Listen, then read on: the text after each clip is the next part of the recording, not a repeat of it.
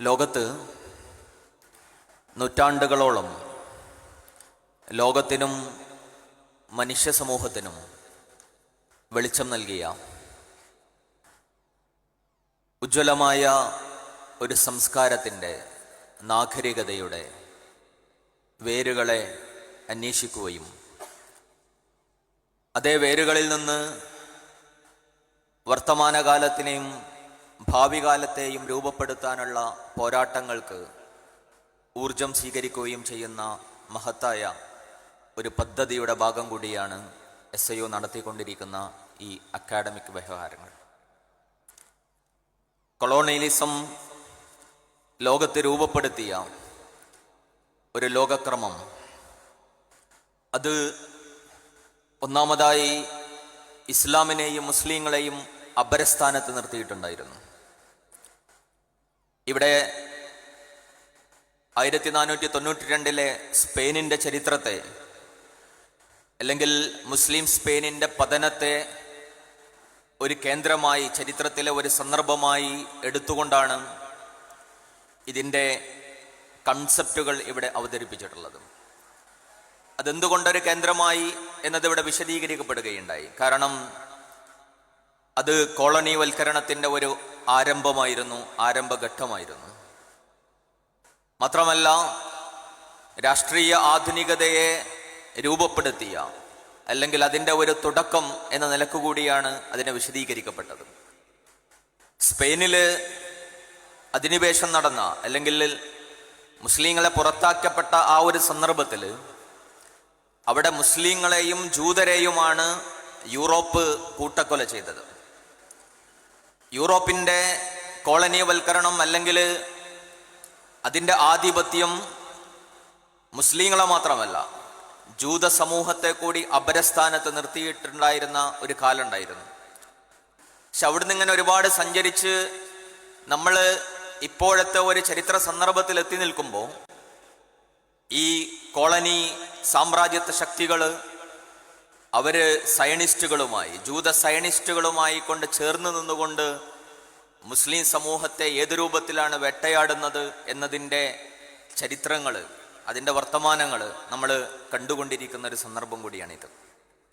അതുകൊണ്ട് തന്നെ ഇതിനെക്കുറിച്ചുള്ള അന്വേഷണങ്ങൾ ഏറെ കൗതുകം നിറഞ്ഞതുകൂടിയാണ്.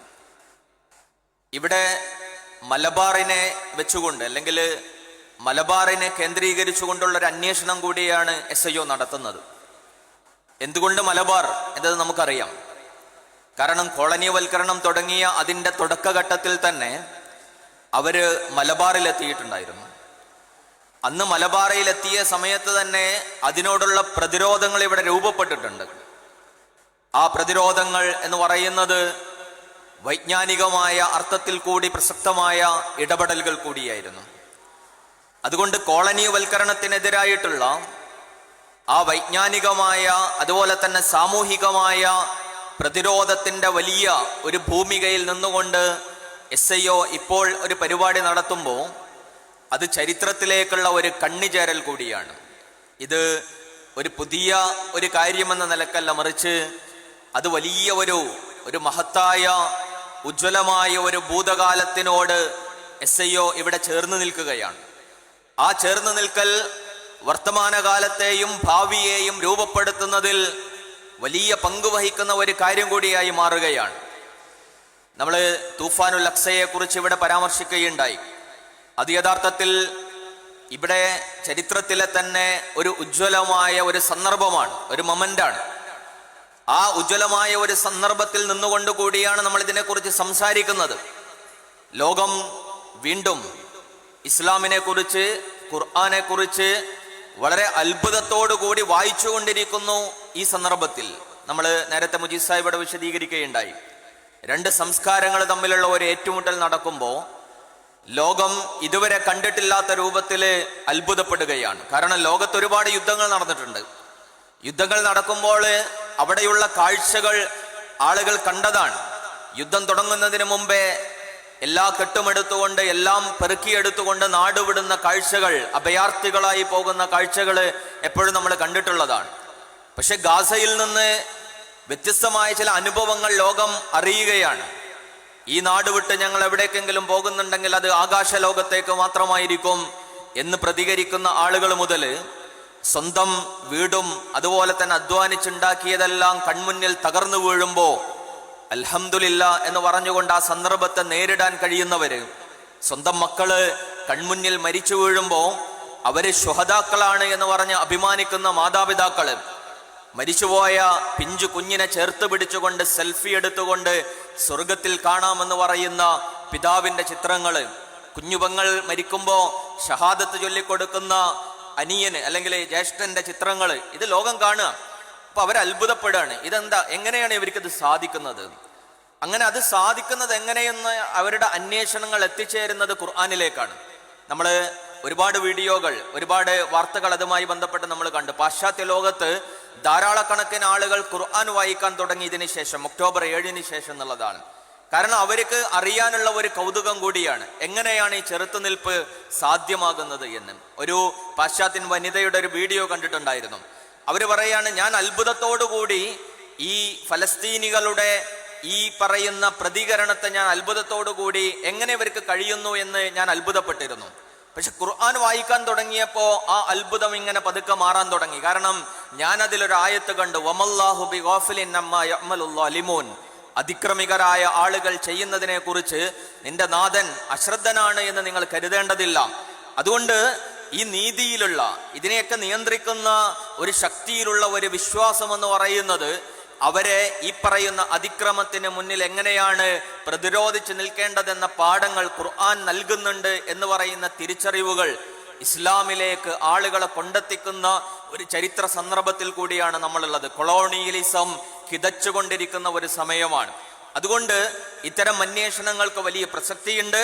മാത്രമല്ല, നേരത്തെ റമീസ് സൂചിപ്പിച്ചതുപോലെ ഇന്ത്യയിലെ ഹിന്ദുത്വ ജ്ഞാന പദ്ധതികൾ ഇവിടെ ഒരു സമൂഹത്തെ, ഇവിടെ ഒരു അധികാര ഘടനയെ ഉണ്ടാക്കിക്കൊണ്ടിരിക്കുന്ന ഒരു സന്ദർഭം കൂടിയാണ്.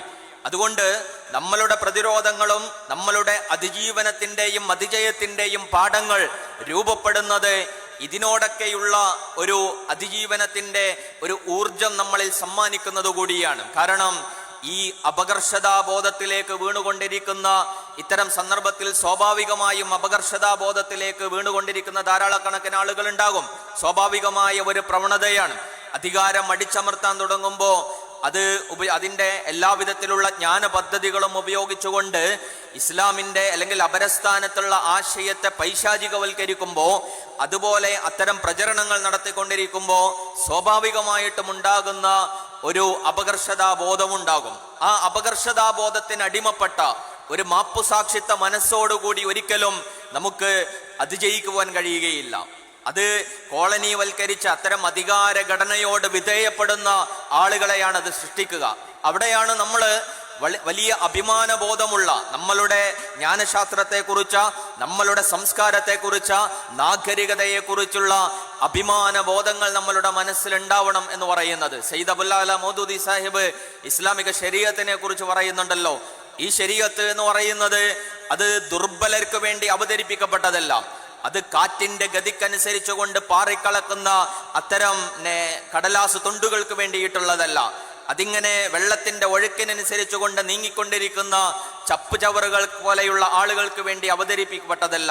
മറിച്ച് ഈ ശരീഅത്ത് ഉൻ ബഹാദോറോം ഖേലിയെ, അത്തരം ധീരന്മാർക്ക് വേണ്ടിയിട്ടുള്ളതാണ്. അവര് കാറ്റിന്റെ ഗതിയെ മാറ്റിത്തിരിക്കുന്നവരാണ്, അവരെ ഒഴുക്കിനെ മാറ്റിയെടുക്കുന്നവരാണ്, അവര് മറ്റെല്ലാ വർണ്ണങ്ങളെയും അള്ളാഹുവിന്റെ വർണ്ണം കൊണ്ട് ഈ ലോകത്തെ വലിയ നിറം പകരുന്ന ആളുകളാണ് എന്ന് പറഞ്ഞുകൊണ്ട് ശരീഅത്തിനെ കുറിച്ചുള്ള, അതിനെ ലോകത്തെ നിയന്ത്രിക്കുവാൻ, മനുഷ്യ ലോകത്തെ മുന്നോട്ട് നയിക്കുവാനുള്ള കെൽപ്പുണ്ട് എന്നാണ്. ലോകത്തെ നിയന്ത്രിക്കാൻ അല്ലെങ്കിൽ ലോകത്തെ നയിക്കാൻ, മനുഷ്യരാശിയെ മുന്നോട്ട് കൊണ്ടുപോകാൻ അവർക്ക് ഈ ലോകത്ത് എല്ലാവിധത്തിലുള്ള ഐശ്വര്യവും അതുപോലെ തന്നെ സമാധാനവും സാധ്യമാക്കാൻ ഏത് ആശയത്തിനാണ് കഴിയുക എന്നതിൻ്റെ അന്വേഷണവും അത്തരം സംഘർഷം കൂടിയാണല്ലോ ലോകത്ത് നടന്നുകൊണ്ടിരിക്കുന്നത്. അവിടെ ഇസ്ലാമിന് കഴിയും എന്ന് പറയുന്ന ഉജ്ജ്വലമായ ഒരു ബോധം കൂടി നമ്മളുടെ മനസ്സിലേക്ക് സമ്മാനിക്കേണ്ടതുണ്ട്. ഇക്ബാല് പറഞ്ഞതുപോലെ ഈ പാശ്ചാത്യ ലോകത്ത് നടന്നുകൊണ്ടിരിക്കുന്ന ഈ കോളനിവൽക്കരണ ശക്തികളെ, അവരെ ലോകത്തുണ്ടാക്കി തീർത്തിട്ടുള്ള ഇത്തരം ആശയങ്ങളെ, അതുപോലെ തന്നെ ഇത്തരം ഭൗതികമായിട്ടുള്ള അത്തരം മുന്നേറ്റങ്ങളെ അതിലൊക്കെ ആളുകള് അതൊക്കെ കണ്ടുകൊണ്ട് അന്താളിച്ചു പോകുന്ന ചില ആളുകളുണ്ട്. എന്നാൽ ഞാൻ അത്തരത്തിലുള്ള ഒരാളല്ല എന്ന് അദ്ദേഹം പറയുന്നുണ്ട്. പാശ്ചാത്യ ലോകത്തിന്റെ പളപളപ്പ് കണ്ടുകൊണ്ട് പലരും അതില് അന്താളിച്ചു പോവുകയാണ്. അത് എന്റെ കണ്ണ് പക്ഷേ അതിൽ മഞ്ഞളിച്ചു പോവുകയില്ല. കാരണം സുറുമാഹെ മേരെ അങ്ക ഖാക്കേ മദീന നജഫ്, എന്റെ കണ്ണിൽ പുരട്ടിയിട്ടുള്ള സുറുമ അത് മദീനയുടെ മണ്ണിന്റെ സുറുമയാണ്. അപ്പോ ആ മദീനയുടെ മണ്ണിന്റെ സുറുമയാകുന്ന ആ ഇസ്ലാമിക നാഗരികതയുടെ, ഇസ്ലാമിക സംസ്കാരത്തിന്റെ, അതിന്റെ ജ്ഞാന പദ്ധതികൾ നമ്മളുടെ കണ്ണിനും കൽബിനുമൊക്കെ കുളിർമ നൽകുമ്പോൾ അത് നമ്മൾക്ക് മുന്നോട്ട് പോക്കിനുള്ള അതിജീവനത്തിന്റെയും അതിജയത്തിൻ്റെതുമൊക്കെ വലിയ ഊർജം നമ്മളിൽ സമ്മാനിക്കുന്ന ഒരു കാര്യമെന്ന നിലക്ക് ഈ പദ്ധതിയെ, ഈ ഒരു പരിപാടിയെ, അതിനെ എല്ലാവിധത്തിലുമുള്ള മുന്നോട്ട് പോക്കിനെ സോളിഡാരിറ്റിയുടെ ആശംസകളും പ്രാർത്ഥനകളും നേർന്നുകൊണ്ട് ഞാൻ എൻ്റെ വാക്കുകൾ അവസാനിപ്പിക്കുകയാണ്. വാഹൃദാവാൻ അൽഹംദുലില്ലാഹി റബ്ബിൽ ആലമീൻ. അസ്സലാമു അലൈക്കും വറഹ്മത്തുള്ളാഹി വബറകാതുഹു.